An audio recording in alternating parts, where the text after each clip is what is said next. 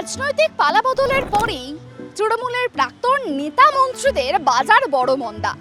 এই মুহূর্তে তোলাবাজি বা দুর্নীতির অভিযোগে প্রতিদিনই কেউ না কেউ যাচ্ছেন শ্রীঘরে, আর সেখানেই পাচ্ছেন পাবলিক স্পেশাল ট্রিটমেন্ট। কাউকে ছোড়া হচ্ছে জুতো, কাউকে আবার ডিম, তাও আবার পচা।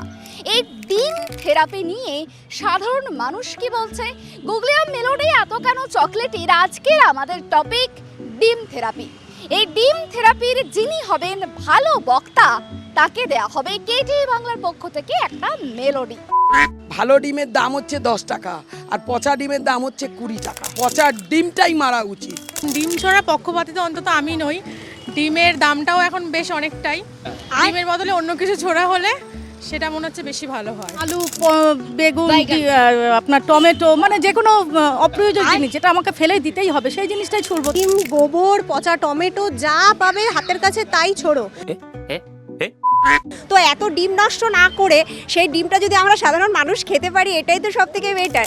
ছোড়া তো অবশ্যই দরকার, একটু পচা হলে বেশি ভালো হবে।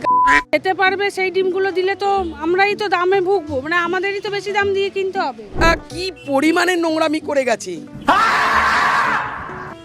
কি পরিমাণে ওদের গায়ে পড়া উচিত।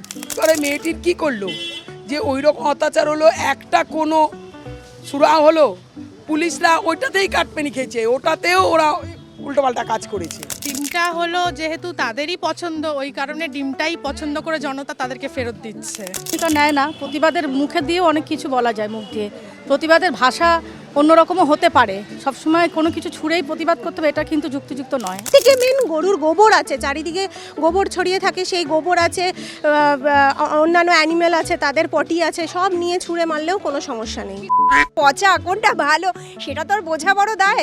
সেই জন্য ডিমটা ছোড়ার থেকে বরং আলু, তারপরে মাছের তেলগুলো পচে যাচ্ছে, নষ্ট হয়ে যাচ্ছে, সেগুলো ছুড়ুক না। আছে পচা টমেটো, পচা আলু, পচা বেগুন, গোবর, যা পাবো, মানে জনরোজ যেভাবে মানে সৃষ্টি হয়েছে সেখানে যা পাবো হাতের কাছে ছুঁড়ে ছাড়ে মারবো। আমার মনে হয় যে পচা কোনো জিনিস হতে, মানে যেমন পচা আলু হোক, পচা টমেটো হোক, ডিম ছড়ার থেকে এগুলো ছড়া মনে হয় বেশি বেটার। পচা তরমুজ মারা উচিত ওদের, যেটা ফেলে দেওয়া হয় সেটা ওদের বডিতে দেওয়া উচিত। গুগলিয়াম মেলোডি এত কোনো চকলেটের আজকের যে প্রোগ্রাম ছিল, ভালো বক্তা নির্বাচিত হয়েছে অনিমা সিং দিদিকে আমাদের তরফ থেকে, কেটিভি বাংলার তরফ থেকে একটা মেলোডি দেওয়া হচ্ছে।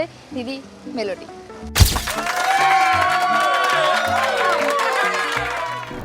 এই ডিম থেরাপির জেরে বাজারে চড়চড়িয়ে বাড়ছে ডিমের দাম। এই ডিমের দাম কমাতে ডিম থেরাপির পরিবর্তে অন্য কোনো থেরাপি আবিষ্কার হয় কিনা সেদিকেই নজর থাকবে আমাদের। ক্যামেরায় স্বপন রায়ের সঙ্গে সুপর্ণা ঘোষের রিপোর্ট, কেটিভি বাংলা, কলকাতা।